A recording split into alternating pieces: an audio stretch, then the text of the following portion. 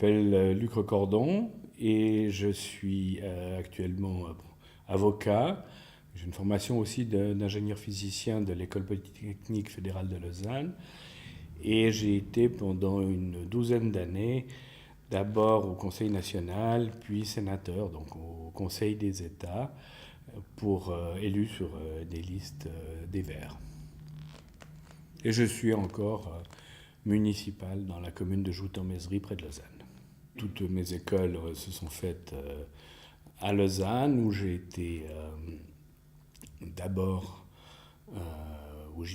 si je passe les premières années, au gymnase en section latin-mathématiques, donc c'est une formation mixte, classique et scientifique.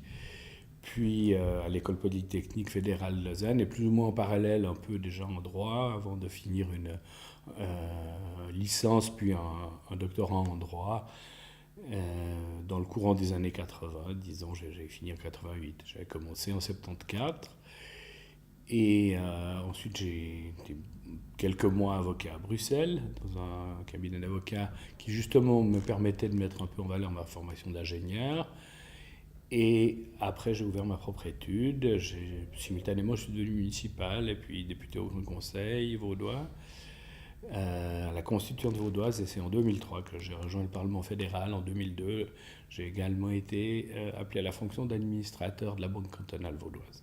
Alors j'ai été sollicité vraisemblablement par la Fondation Léopold Meyer, parce que je me suis occupé de ces sujets assez intensément à la commission de politique extérieure, donc sujet des multinationales, j'entends, et dans une certaine mesure aussi à la commission de l'économie et des redevances, surtout au Conseil des États, entre 2007 et 2015.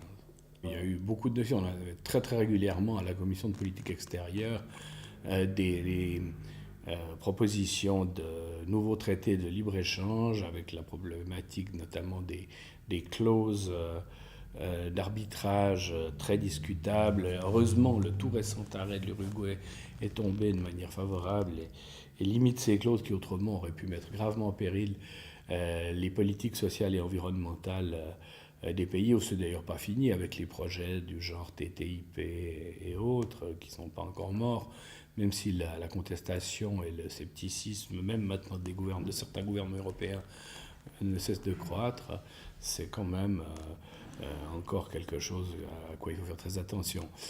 En outre, à la commission de l'économie et des redevances, on était aussi abordé par les multinationales sur d'autres sujets, par exemple la réforme de l'imposition des entreprises, troisième volet, qui va probablement faire l'objet d'un référendum ces prochains temps, au niveau fédéral.